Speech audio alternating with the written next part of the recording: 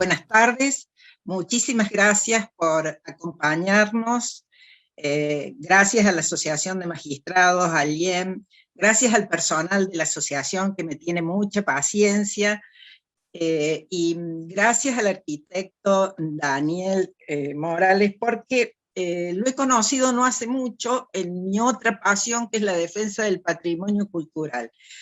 Y él aúna estas dos vocaciones también, porque él tiene un cargo en el Colegio de Arquitectos del Instituto de Patrimonio Cultural del Colegio de Arquitectos de Córdoba, y además ha evidenciado, ha sido alumno mío en una maestría, una vocación por la situación de las personas con discapacidad.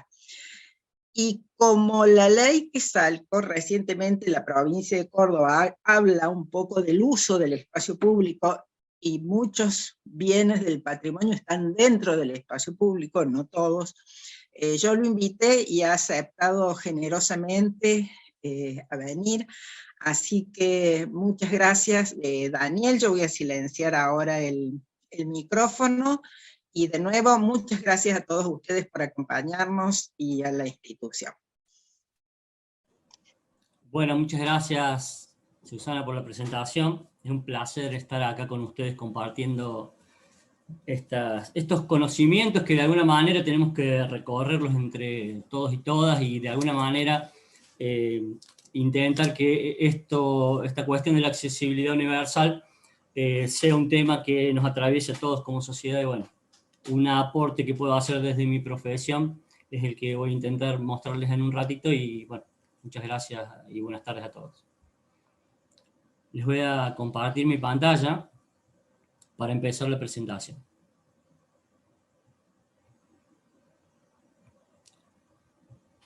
Solo confírmenme si se ve. Sí, la vemos perfecto, no sé si quiere habilitar, perfecto, la vemos en pantalla completa. Ahí está, buenísimo. Bueno, esta primera diapositiva habla bastante desde dónde voy a presentar la accesibilidad universal al patrimonio cultural. En una primera instancia, como un derecho humano que no podemos vulnerar y que debemos garantizar. Es decir, que tenemos una responsabilidad social y un compromiso ético, como por el solo hecho de pertenecer a una comunidad, necesitamos que estos temas sean abordados por todos y todas las personas que forman parte de ella. Y no sé si lo ubican a Canclini. Canclini es un antropólogo muy conocido, y él dice que la cultura, ¿sí? Vamos a hablar primero un poco de cultura y de identidad para saber por qué, después vamos a abordar estos conceptos. Y Canclini dice que la cultura es el conjunto de procesos donde se elabora la significación de las estructuras sociales y que se reproducen y se transforman a través de operaciones simbólicas. ¿Qué significa esto? Que las sociedades tenemos valores, costumbres y tradiciones que hacen que esas transformaciones sean simbólicas, porque parten de elementos tradicionales, culturales, etcétera, y creencias que forman parte de esta identidad cultural que nos representa como comunidad. Entonces ahí tenemos también el concepto de identidad cultural. Es un conjunto de valores, tradiciones y símbolos que funcionan de modo como cohesionador. Es decir, dentro de un grupo social hay elementos que cohesionan esa identidad o ese sentido de pertenencia que tienen las comunidades, y que son estos valores, tradiciones y creencias que vamos a llamarla de acá en adelante identidad cultural. Y entonces, ¿qué es el patrimonio cultural? El patrimonio cultural es esa herencia cultural, esa herencia colectiva, que son conjuntos de testimonios, pero son materiales e inmateriales, que definen esa identidad que hablábamos recién, esa identidad cultural que está tejida por todas estas cosas que estamos diciendo. pero ¿dónde lo hace? Lo hace en un territorio determinado y en un tiempo determinado. Entonces, ahí empiezan a aparecer otros conceptos que tenemos que tener en cuenta, porque de alguna manera se empieza a complejizar, ¿sí? Porque empiezan a jugar otros actores, ¿verdad? Como tenemos un patrimonio cultural, surgen de ahí los bienes culturales. Y esos bienes culturales son todas las expresiones que son tangibles o intangibles, es decir, que son expresiones como un edificio histórico, pero también una documentación histórica, por ejemplo, que reúnen ciertos valores estéticos, históricos o intelectuales que forman parte de la creatividad de esa comunidad. Entonces, la comunidad se expresa a través de esos bienes culturales, pero lo hace no solo de manera material, sino de manera inmaterial también, ¿sí?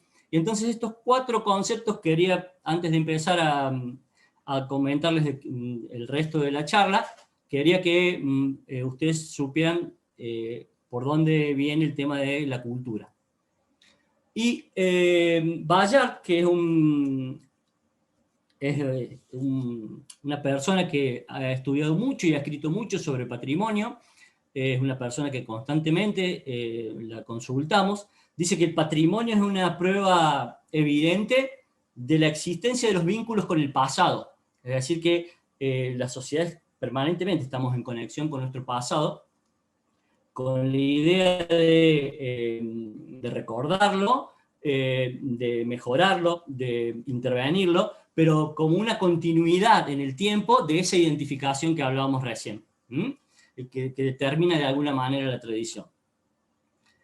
Y lo que les planteo hoy en este encuentro es que veamos la evolución del concepto de accesibilidad universal, que parte del concepto de discapacidad, que va evolucionando en el tiempo también, del ejercicio profesional, de la transversalidad del ejercicio profesional, es decir, de cómo nos interpela todas las profesiones, y en particular a la arquitectura, porque gran parte de los bienes culturales materiales, como decía hace un rato, son los edificios, y bueno, en distintas especializaciones de la arquitectura, del ejercicio profesional del arquitecto, van a estar estos conceptos de accesibilidad que hay que tener en cuenta.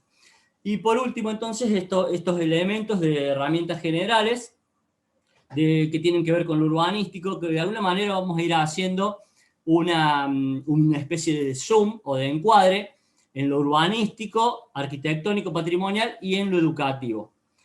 Y alguna mención a la normativa para que ustedes sepan cuál es el marco normativo que nos rige, ¿no? Bien, eso que está ahí son los logotipos, mejor dicho, la evolución del logotipo de accesibilidad, que tenía que ver, el primero, ese que ven a la izquierda, tenía que ver con una cuestión o con una idea clínica que venía de las ciencias médicas, y entonces por allá por la posguerra, después de la Segunda Guerra, había quedado muchas personas con movilidad reducida, y el logotipo, incluso en algunos casos todavía ya van a ver que nos sigue acompañando hasta hoy, el logotipo venía a de alguna manera sintetizar estas cuestiones que venían pasando las personas después de la posguerra, y entonces ese era el logotipo que lo representaba en ese momento. Hace unos años, en 2015, Naciones Unidas, y a partir de nuevos enfoques, de nuevas convenciones internacionales, surge la idea un poco más inclusiva, y ese logotipo que estamos ahí es el nuevo logotipo que de alguna manera quiere ayornar la temática a las nuevas concepciones y estos nuevos enfoques. Y la accesibilidad universal tiene una evolución porque, como concepto, porque parte de una visión singular que se tenía en un principio es decir, son dos perspectivas, ¿no? De una visión singular pasa o recorre o hace todo un recorrido hasta una visión más global, que es lo que vemos recién en los dos logotipos, pero que de alguna manera hoy no está, sigue bien el concepto sigue en constante transformación. La visión global permite el aporte de nuevos paradigmas, y el que estamos usando ahora y el que deberíamos empezar a usar, principalmente en arquitectura, pero en todas las otras profesiones también, es el aporte de lo que viene a mostrarnos o a contarnos el diseño para todos. Es decir, ¿por qué es una accesibilidad universal? Porque tiene que estar pensado para todas las personas, independientemente de la condición que tenga. Y entonces, ¿qué es la accesibilidad universal? Bueno, la accesibilidad universal es la condición que tienen que cumplir esas cosas que están ahí en la imagen. Los entornos, los procesos, los bienes, los productos, instrumentos, herramientas y dispositivos, para que sean comprensibles, utilizables y practicables, pero en el marco o garantizando siempre la seguridad, la comodidad y la autonomía. Es decir, que fíjense cómo empezamos a relacionar distintas variables, pero como decía hace un rato, en el caso del campo de la arquitectura, fíjense que la transformación de los entornos, algunos bienes e incluso algunos objetos son diseñados por arquitectos. Por eso es que cuando uno piensa en estas cuestiones de accesibilidad, piensa en un arquitecto, pero ya vamos a ir, en el correr de las diapositivas, vamos a ir viendo que es o hay que cumplir una transversalidad que hace que todos estemos involucrados. Y ese concepto evoluciona a partir de la idea que se tenía en las primeras culturas, que las personas con alguna discapacidad eran personas que no formaban parte o que eran dejadas de lado de la sociedad, y entonces ese concepto va, con el correr del tiempo va cambiando, evolucionando, en distintas, se empiezan a sumar nuevas miradas, aparece la idea de minusvalía, después empezamos a hablar de discapacidad en los funcionamientos, hasta que en el 2001, a partir de estas nuevas miradas, aparece el concepto de que los factores ambientales son los que de alguna manera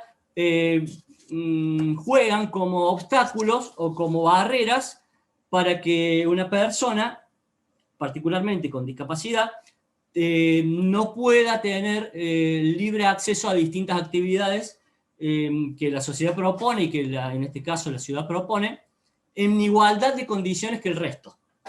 Entonces, fíjense que ahí aparece la sociedad como protagonista y la perspectiva social, que de alguna manera nos empieza a juntar, empieza a sentarnos en una misma mesa a todas las profesiones y en particular, como decía recién, a los que la diseñamos. Y una cosa que hay que tener muy en claro es que empezamos, este concepto también, para mi criterio, este concepto para mí también tiene que evolucionar.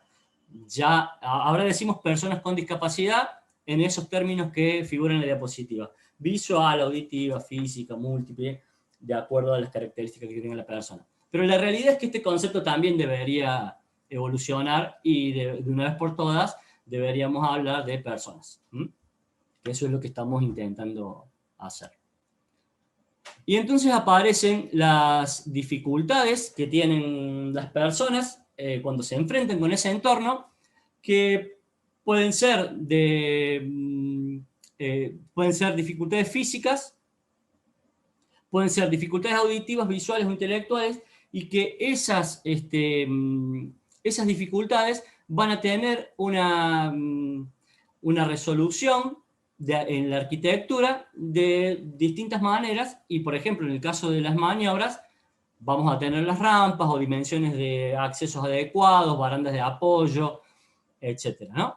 Pero en el caso de una discapacidad visual, la dificultad que tenemos es de orientación o de desplazamiento, y entonces ahí vamos a tener que aplicar texturas o señalización de alguna, por ejemplo, sonora, y para cada tipo de dificultad una solución o una respuesta de la arquitectura. Hay algunas imágenes que vemos ahí de distintas situaciones por las que pasamos las personas y que la arquitectura de alguna manera realiza una respuesta o interviene con una respuesta que muchas veces no es la adecuada y bueno, por eso es que tenemos que hablar de estos temas, ¿no? Y una cuestión a tener en cuenta para, digamos, para abordar la accesibilidad universal es esta sigla que un poco nos cuenta qué pasa en cada situación, que son las siglas DALCO, que nos permiten rápidamente identificar si el entorno es accesible. Tenemos que verificar o garantizar la deambulación, que la persona pueda moverse libremente y de forma continua, siempre pensando en lo que decíamos al principio, que tiene que estar en un marco de seguridad, de autonomía y de comodidad, ¿verdad?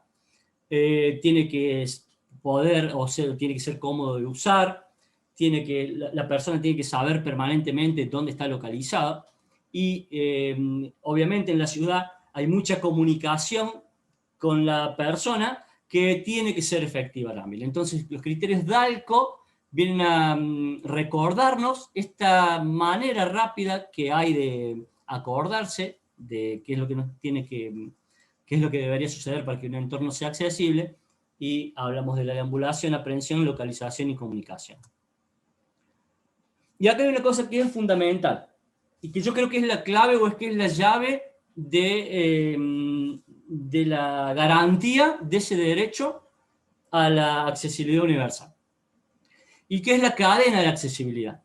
¿Qué quiere decir esto? Que la persona tiene que tener garantizado todo esto que venimos diciendo desde que sale de su casa y hace todo un recorrido por la ciudad hasta que vuelve a su casa. Imagínense ustedes cualquier situación que tienen que hacer en la ciudad, los que sean de Córdoba en Córdoba, los que sean de otra ciudad en su ciudad. Y acá en la diapositiva hay un ejemplo de un viaje.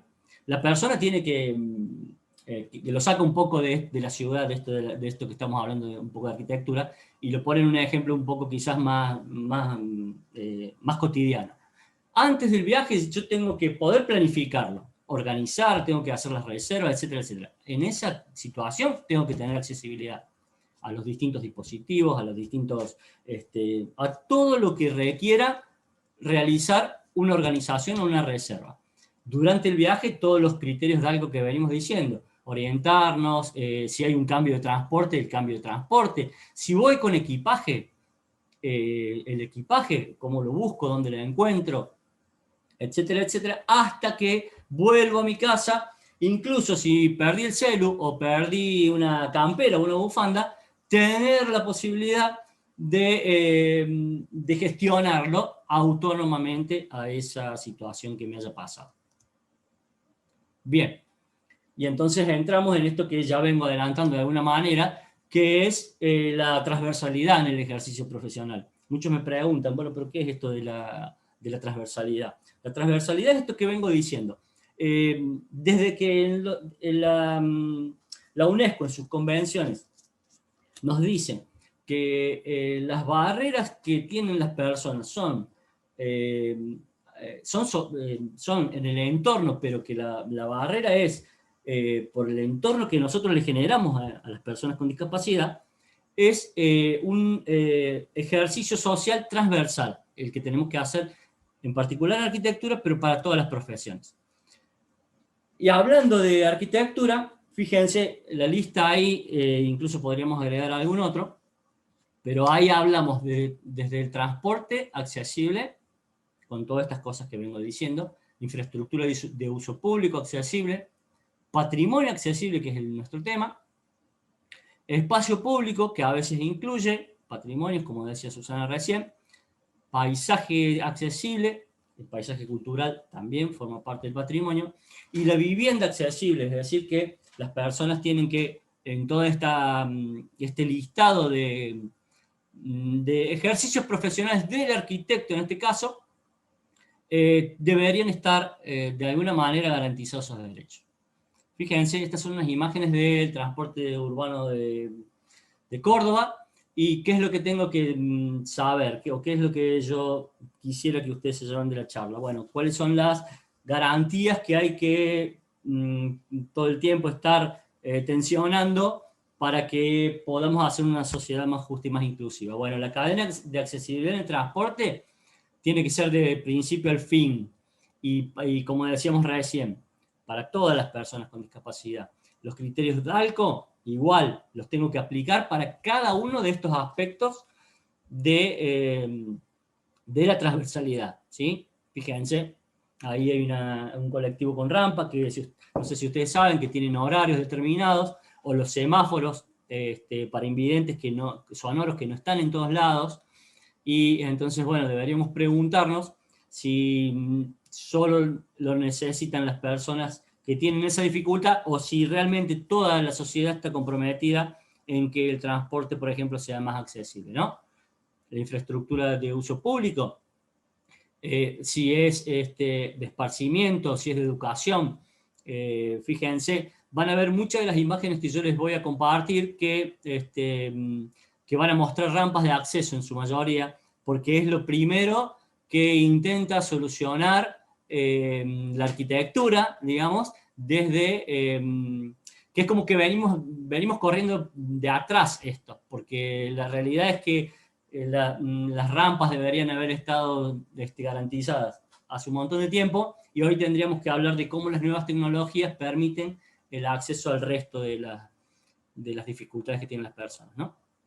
Fíjense, patrimonio accesible, eso es la Compañía de Jesús, y abajo está la catedral. En la Compañía de Jesús, siempre hablando de la accesibilidad, en este caso, la accesibilidad motriz, digamos, pero en este caso, tanto en la Compañía de Jesús, que es Patrimonio de la Humanidad, como en la catedral, tienen una rampa de acceso, ya lo vamos a ver un poquito mejor, pero bueno, en el caso de la compañía tiene 4 escaloncitos al frente, que son salvados del otro lado con una rampa que está acá desde Duarte Quirós, o Caseros creo que es esa.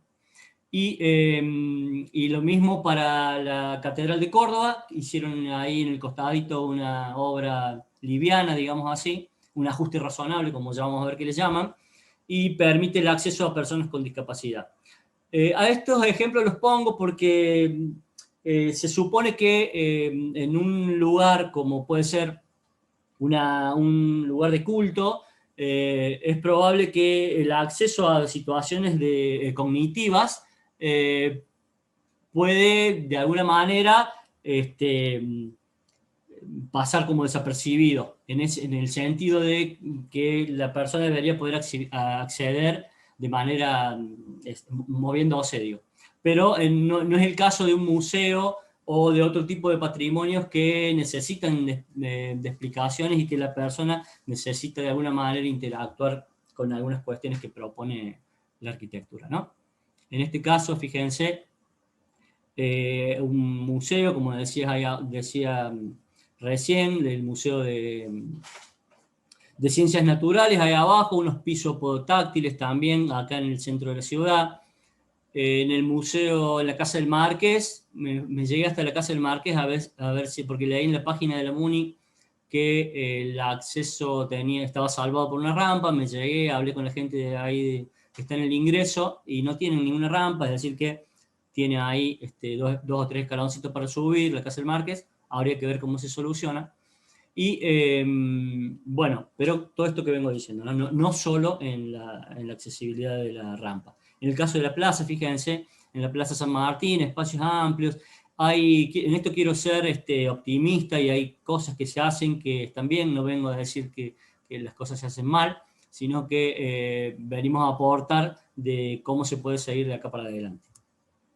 El paisaje accesible, fíjense, todo lo que abarca este aspecto que estamos diciendo de la transversalidad, porque de golpe estamos en un paisaje natural que tenemos que hacerlo accesible, en este caso de las cataratas, pero en Córdoba tenemos 2 parques nacionales, y con cierta dificultad también para acceder, que deberíamos ver cómo eso se garantiza, ¿sí? Y por último, la escala no más chica, quizás la más chica de la arquitectura, no la más chica que puede tener que manejar una persona con discapacidad, pero fíjense que en la mayoría de los casos, como decía recién, y tiene una explicación que ahora les cuento lo que es, la mayoría de las imágenes están relacionadas con la movilidad reducida, ¿sí? Pero empezar a pensar estos espacios de manera que sean cómodos, y que no solo sean cómodos, por eso es que es un concepto, y por eso es la accesibilidad universal y no es cualquier tipo de accesibilidad. Porque la realidad es que tiene que ser inclusiva para todas las personas.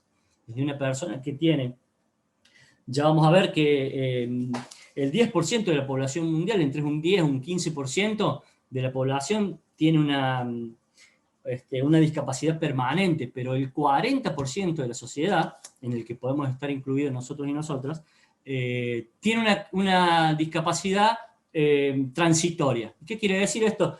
Que esto aplica para gente de baja estatura, para chicos, para gente mayor, porque me doblé un tobillo, porque justo me entró un bicho en el ojo, lo que fuera, y entonces pensar desde la escala de la ciudad hasta el objeto para todas las personas, esos son los criterios del diseño universal, en el que todos estamos incluidos.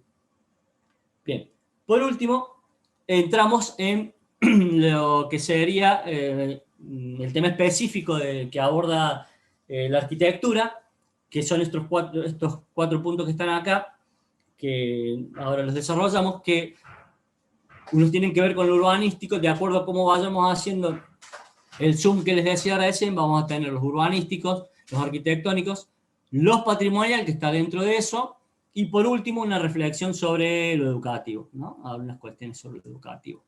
Bien, cuando hablamos de urbanismo, ¿de qué hablamos? Hablamos de la escala de la ciudad. Y cuando hablamos de la escala de la ciudad, hablamos de la tensión permanente que hay entre el peatón y la circulación de vehículos. Entonces vamos a ver estos itinerarios, vamos sumando conceptos. Estos itinerarios peatonales, o estos cruces, o estos desniveles, y todos esos elementos que vemos ahí, que son parte del urbanismo, son parte de la ciudad. ¿De qué manera tengo que todo el tiempo ponerme los lentes de la accesibilidad para ver si están garantizados los criterios de ALCO, si la cadena de accesibilidad se cumple? Y fíjense que yo apelo o quiero que después de la charla que tengamos, ustedes se vayan justamente con esos lentes puestos, ¿no? Porque de alguna manera me pasó a mí, la ciudad, uno no vuelve a ver todo igual después que empieza a ser interpelado por estas cuestiones. Y ahora van a ver algunas imágenes de Córdoba y otras imágenes de otras ciudades de Latinoamérica, pero esto es para que ustedes tengan idea de cuando hablamos de itinerarios peatonales, de qué estamos hablando. Y fíjense, puede ser un itinerario tradicional, como dice ahí. Fíjense, esta imagen que está en el centro es el Vélez Arfiel, ahí a la altura del Teatro San Martín. Fíjense la gente ahí al costadito, bueno, por las veredas y demás.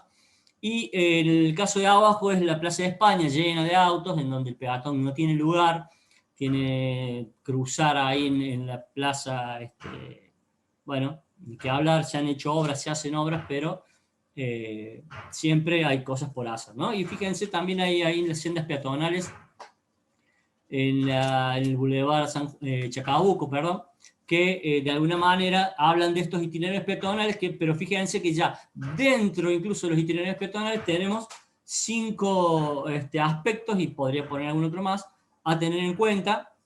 Incluso en la ciudad de Córdoba tenemos nada más esos que ponemos ahí como ejemplo, pero podríamos poner algunos otros. Y cuando hablamos de los itinerarios peatonales, hablamos de las bandas de uso. ¿Y qué son estas bandas de uso? Estamos hablando, acuérdense siempre, de la ciudad. Bueno, es el recorrido que tiene que hacer un peatón por la ciudad. Y entonces tiene que tener la banda de uso de tránsito peatonal, que es por donde vienen caminando estas dos personas, tiene que estar garantizada en todo el recorrido de la ciudad. Ya van a ver que no siempre pasa, y bastaría con que ustedes vayan un rato a dar vuelta en el centro para que se dieran cuenta de esto que yo estoy diciendo.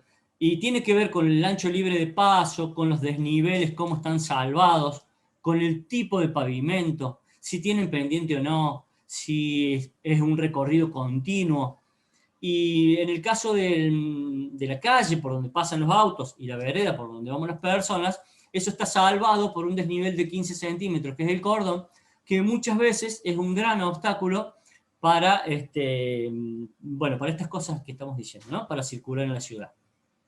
Fíjense, hay unos cruces acá en el centro de Córdoba. Si alcanzan a distinguir, este es uno, el cruce ahí en Cañada, hay un desnivel muy grande en Cañada y Duarte Quirós ahí, que bueno, es un peligro. Pero bueno, es parte de la ciudad, ¿no? Lo que muestro es, cuando hablamos de urbanismo accesible, ¿cuáles son los aspectos que tenemos que mirar? Fíjense, en el Boulevard San Juan, que haya dos rampas ahí en 3 o 4 metros de diferencia, 3 metros diría yo que hay entre una calzada y la otra. Fíjense que por falta de mantenimiento hay 4 mosaicos que de alguna manera le hacen difícil la cosa a quien tenga que transitar por ahí. Acá abajo a nivel calzada dice, es una imagen de ahí en la plaza Vélez Sarsfield, donde está la carpa de testeo, y ahí está un poquito mejor solucionado con criterios un poquito más modernos, porque la senda peatonal está retirada de la esquina, que suele ser un peligro cuando estás en la esquina, porque doblan rápidamente los autos y entonces me encuentro rápido un auto de frente o el auto, un peatón. Entonces lo que a nivel mundial se está usando en urbanismo es retirar unos 15, 20 metros el paso peatonal, justamente para tener tiempo y que cuando hay curva el auto puede estacionar. Y la bajada desde la calzada a la acera es un poco más suave, entonces la situación es distinta ahí. Y en diferentes niveles, que en Córdoba no tenemos muchos ejemplos, pero hay estas maneras de salvar situaciones de desnivel que muchas veces son escaleras interminables, y bueno, habría que ver entonces también eso cómo se da, ¿no? Que un poco anticipa esto que está acá. Esas son ciudades, nosotros en Córdoba no tenemos muchas situaciones de desnivel, salvo en las sierras. Me ha tocado estar en Villa General Belgrano, y bueno, no sé si han caminado por las veredas de Villa General Belgrano, hay unas rampas que no sé cómo hacen para que alguien las suba, no las puede subir ni caminando. Pero por lo general no tenemos las situaciones como por ejemplo puede haber en Salvador, Bahía, como tienen acá, fíjense acá abajo, esos desniveles. Hablo a nivel urbano, desniveles que yo me tenga que trasladar de una parte alta de la ciudad a una parte baja. Bueno, en Córdoba no tenemos, pero en el caso de que tuviéramos, de alguna manera también tendríamos que garantizar eso. Estos son unas imágenes de cuestiones un poquito más cotidianas. Fíjense, un casetón, una cazuela para el árbol, una rejilla, que tenemos un montón de servicios públicos que van por el piso, y si no están mantenidas, ahí están. La vegetación, ¿quién podría pensar que la vegetación es un impedimento para que alguien pueda acceder libremente a algún sitio o a algún lugar? Sin embargo, fíjense, esa imagen que está ahí, cómo el árbol impide casi que pasen 2 personas y una está ahí corriéndose para el costado, pero bueno, todas estas cuestiones que a veces son simplemente de mantenimiento y de tener el ojo en estas cosas, porque si yo no estoy mirándolo a esto, no lo veo. Paso peatonal, cebra o semáforos para invidentes, como decía recién, y lo que decía también hace un ratito, ¿no? Esto que no en Córdoba y en muchas ciudades no está en todos lados, en todos los semáforos,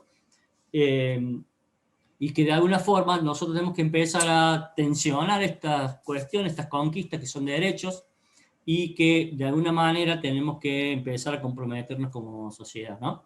Miren el mobiliario urbano. Los volardos son esos especie de parapetos que se ponen en distintas alturas para separar una circulación peatonal de una situación vehicular, que en concepción es muy bueno el concepto, siempre y cuando haya quien lo esté mirando, quien lo esté manteniendo, quien lo esté señalizando. Las cosas, las buenas intenciones a veces quedan en eso, y a veces son un arma de doble filo. Fíjense los cestos de basura. ¿Quién podría decir que un elemento urbano o un mobiliario urbano como un cesto de basura puede ser un obstáculo para acceder a la ciudad, y sin embargo lo es, ¿no? O los bancos, o bancos mal mantenidos o mal ubicados.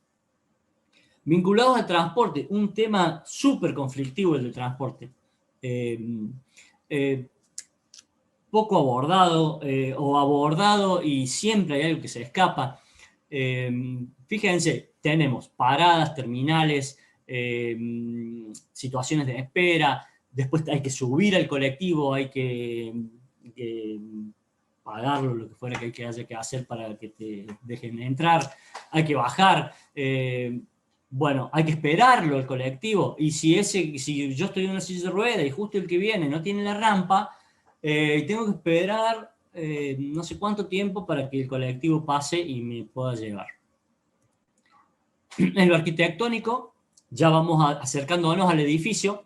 Ahí hablamos de las aproximaciones al edificio, los accesos que son los estacionamientos, cómo llego, los tipos de circulaciones, los sanitarios incluso, y también el tema de la evacuación, que es muy importante. Cuando accedemos al edificio en su entorno inmediato, de alguna manera, tiene que estar bien señalizado, tiene que estar, si tengo dificultades para moverme, tiene que tener una manera accesible de que yo pueda llegar. En los accesos, si estoy yendo en auto, tengo que estacionarlo. Tengo que ver dónde lo pongo. Si me tengo que hacer atender, fíjense, en la atención al público, muy importante. Esa es una imagen que yo saqué en el privado de una señora que está tratando de hacer un trámite. Y bueno, aparentemente está bien, bien atendida. Después, cuando tuvo que firmar, se le complica un poco porque estaba medio incómoda. Pero mientras pasaba todo esto, había también dos personas, una que traía a otra en silla de ruedas, y había mucha gente, y la realidad es que no tenía dónde estacionar la silla de ruedas. Entonces están previstos algunas cosas, y esto estamos hablando de una arquitectura de salud, infraestructura de salud. Entonces imagínense qué queda para el resto de las arquitecturas. Bueno, estas sillas que están ahí, donde está la señora con el barbijo celeste, no tienen la posibilidad de que si yo vengo en silla de rueda, estacione mi silla. No está previsto, y fíjense que bastaría con que haya una o dos filas que tengan un asiento menos. Sin embargo, no está previsto, no está pensado, porque no se lo considera en el diseño. No está pensado en la etapa de diseño. Las circulaciones y pasillos, esto es un gran problema en la arquitectura. ¿Por qué? Porque nosotros aprendemos a diseñar con lo mínimo indispensable, y esto por una cuestión especulativa del metro cuadrado de la arquitectura. Y entonces van a ver que hay pasillos que... Sí, perdón. Ah, bien. Y entonces van a ver pasillos o puertas que si alguien por algún motivo se doble el tobillo, ni siquiera estoy hablando de una persona que tenga la discapacidad permanente de tener que andar en una silla de ruedas, tenemos que romper media casa para que podamos pasar o con una muleta o con una silla de ruedas, y esto nosotros lo aprendemos de alguna forma cuando estamos formándonos, ¿no? Cuando estamos formándonos en arquitectura, pensamos, y esto me da pie para hablar de la normativa, pensamos en términos de cumplir la normativa, donde un paso puede tener 90 centímetros, sin embargo, la condición de accesibilidad no está prevista en la normativa desde ese punto de vista, ¿no?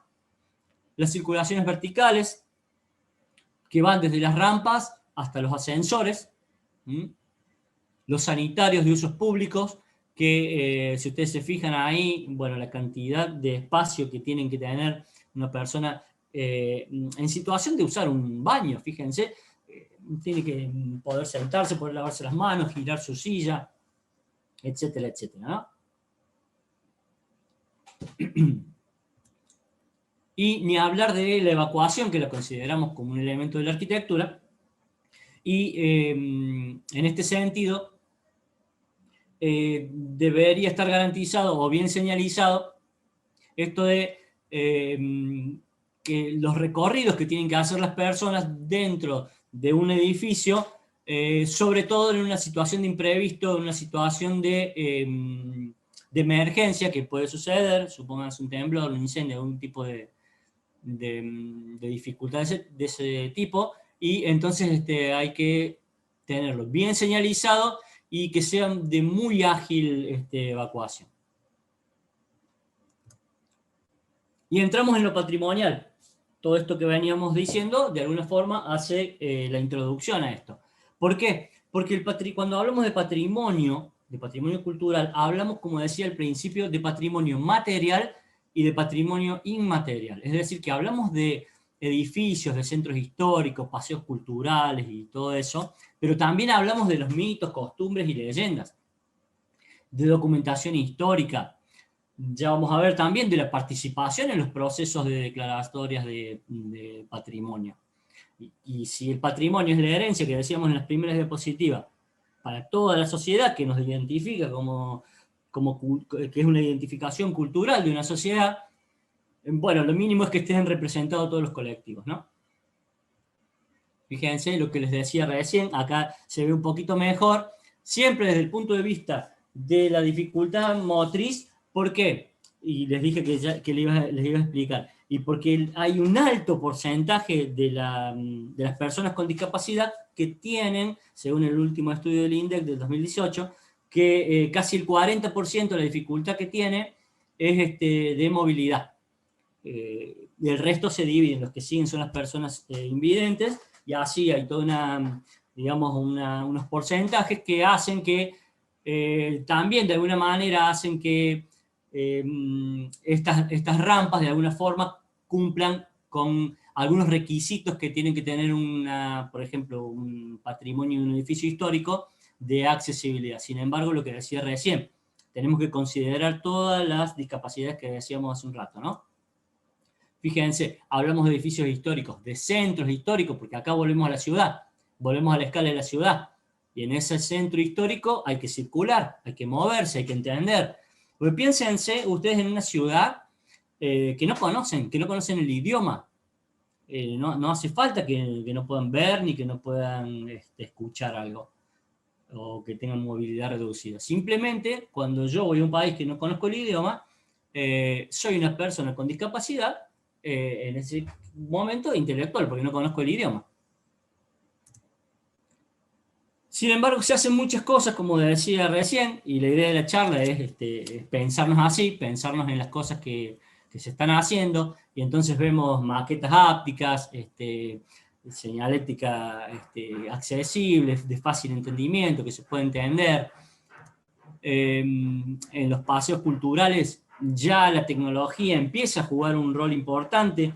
Hay un desarrollo que es en Navilem, que es una aplicación que ya se está usando muchísimo en España, en Barcelona sobre todo, que es una evolución del código de barras. La posibilidad que tienen hoy las nuevas tecnologías a partir de una especie de código QR, pero no es un código QR porque el código QR tiene la característica de que si no lo enfoco bien con mi teléfono, no lo lee. En cambio, el Navilem, lo que han desarrollado los españoles, fíjense que no son ni los rusos ni los yanquis, son los españoles los que han diseñado a partir de un convenio transversal, que es lo que vengo diciendo, entre la universidad y una empresa, y han desarrollado un código de colores que para las personas, voy a decir primero para los invidentes, pero a mí me vendría de 10, te localiza dentro de un recorrido y lo puede leer hasta 12 metros de distancia. Entonces vos vas con tu celu y tu celu en ese momento son tus ojos y te dice dónde estás ubicado, hacia qué lado estás, etcétera, etcétera. Eso aplicado al patrimonio, imagínense que uno puede tener una explicación de algo, de algún concepto histórico, etcétera, etcétera, ¿no? Pero todo eso ya se está empezando a usar. En el caso de los yacimientos arqueológicos, fíjense, pero sobre todo en estas cuestiones de los recorridos, cómo hay que tenerlo en cuenta. Y esto es muy importante, el patrimonio inmaterial, porque los nuevos enfoques del patrimonio o de las conceptualizaciones tienen que ver con que el patrimonio ya no es solo, la UNESCO ya hace desde el 2005 más o menos, que propone a través de una convención no solo la diversidad cultural, sino esta cuestión de lo inmaterial, y que son todos estos legados que tienen que ver con la música. Por eso yo puse ahí el chamamé es uno, el fileteado porteño, por ejemplo, es otro, las comidas típicas, etcétera, etcétera, que toda la sociedad tiene que disfrutarlo, gozarlo, porque ese es el fin que tiene el patrimonio. Y entonces, ¿cómo hago para que ese patrimonio no solo esté garantizado para una persona con alguna dificultad, sino que participe de cómo en esta democratización también en la historia del patrimonio hay una historización, desde esto de que antes los monumentos eran intocables y hoy todo eso está en discusión, desde el sentido de que si no lo disfrutamos todas las personas de la sociedad, no es patrimonio. Entonces estamos ahí tirando un poco la soga. Y entonces ahora vamos a hablar de los procesos de participación. Pero bueno, es importante saber qué implica el patrimonio inmaterial, que ahí, y ahí por ahí a veces incluso en arquitectura tenemos algunas tensiones entre colegas, porque dicen, ¿qué es esto del patrimonio inmaterial? Si no son los edificios que nosotros hacemos. Bueno, está ahí. Fíjense en documentación histórica, hace poquito en Córdoba, debe hacer 1 mes y medio, 2 meses, se declaró patrimonio inmaterial de la ciudad, de la provincia de Córdoba, los archivos de los juicios de lesa humanidad. Si bien en los papeles los podemos tocar, lo que significa eso es nuestra memoria colectiva, ¿no? Pero es un patrimonio inmaterial. Fíjense cómo estas presiones sociales, de alguna forma, van ubicando y van tensionando todo el tiempo estos conceptos, ¿no? El de patrimonio y el de accesibilidad, los dos. Bien, y en lo educativo, ya para ir cerrando, bueno, ver un poco este tema de la formación de profesionales en el diseño universal, que pensemos en todas las personas, porque si pensemos en todas las personas, están todos incluidos. Y entonces ya no vamos a hablar más de personas con discapacidad, sino que vamos a finalmente hablar de personas, que es lo que debería pasar. Y lo que decía recién, ¿no? Es la participación en los procesos de patrimonialización. Porque alguien tiene que poder decir que tuvo la garantía de que pudo participar en un proceso de patrimonialización, y en esto que acabo de decir, material o inmaterial. Formación de oficios de restauro. Hay personas que pueden participar y formarse en oficios de restauro, porque así como nosotros tenemos habilidades para diseñar, hay otras personas que tienen alguna dificultad en algún tipo de discapacidad, pero con respecto al restauro son brillantes.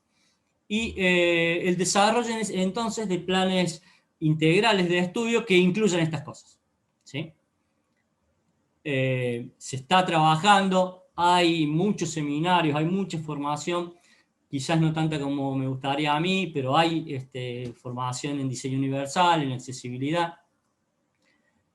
El diseño universal, no me quiero extender mucho, pero para que ustedes lo sepan, es un principio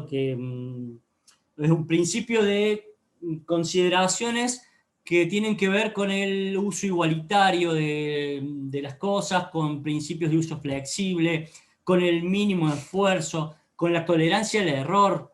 Es decir, que yo pueda, si por algún motivo cometo un error al usar algún tipo de dispositivo o de objeto, no sea un peligro para mí. Este material lo puedo compartir si quieren, incluso lo pueden buscar por internet. Los principios son muy conocidos, una forma de decir que son muy conocidos, pero hay mucha información sobre los principios de diseño universal, lo que decía recién de la participación en los procesos de patrimonialización, que para mí esto es central, la formación en oficios de restauros, ¿sí? Y, bueno, para terminar, un pequeño paso por la legislación y hablar de que todo esto viene tirado o hacemos pie en las convenciones internacionales de UNESCO, pero también la Convención Interamericana, que empiezan allá, a partir del siglo XX para acá se empiezan a poner en tensión todas estas cosas. La Nación adhiere en 2008 a esto con la 26378 y le da rango de ley constitucional. Varias leyes, la de turismo accesible y demás, no me quiero extender mucho, pero como para que lo sepan que está. La ley provincial, que bueno, hace poquito la doctora Susana Párez dio una charla sobre este tema, en el que todos deberíamos conocerlo y formarnos, que es la ley del programa Córdoba Inclusiva, que esperamos que en algún momento los municipios adhieran. Podríamos llegar a hacer una movida para que los municipios adhieran.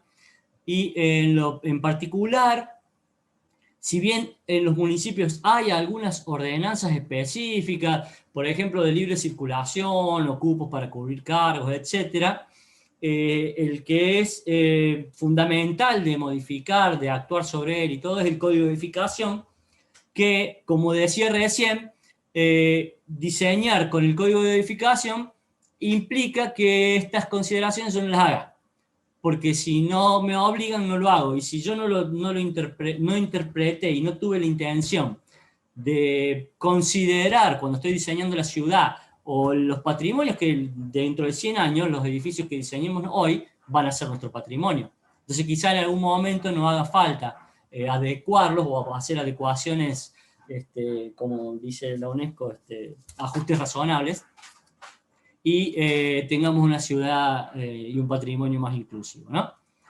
Bueno, con esto voy cerrando. Como dice Séneca, como dijo, voy a hablar de dos filósofos muy conocidos. Séneca, que dice que no nos atrevemos a muchas cosas porque son difíciles, pero en realidad no son difíciles porque no nos atrevemos a hacerlas. Pensemos a hacerlas, por eso yo estoy acá, por eso agradezco tanto la invitación. Y fíjense lo que nos dice Mafalda. Mafalda dice que si no cambiamos, no nos apuramos a cambiar el mundo nos va a cambiar a nosotros.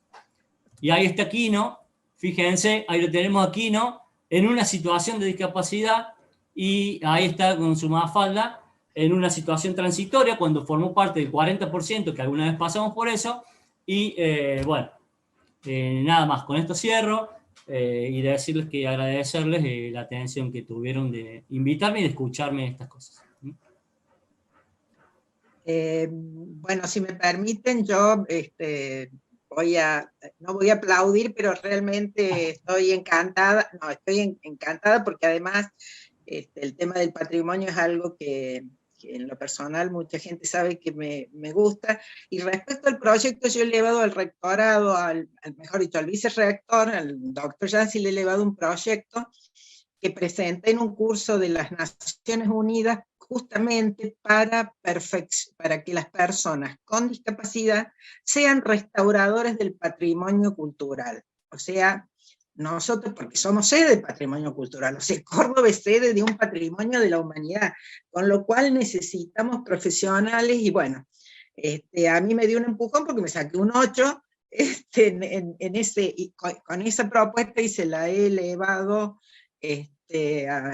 al rectorado. Yo quiero agradecerle mucho a Daniel, porque además una precisión, y yo siempre digo, ¿por qué no pensamos al revés? ¿Por qué no hacemos las ciudades en la medida de lo posible y de lo razonable?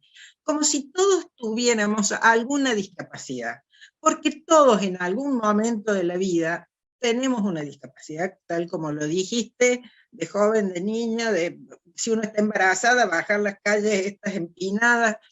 Entonces, ¿por qué no pensamos las ciudades al revés? O sea, como si todos estuviéramos en una situación razonable de discapacidad y fuera mucho más fácil para todos. Yo estoy profundamente agradecida, y acá no sé si hay preguntas.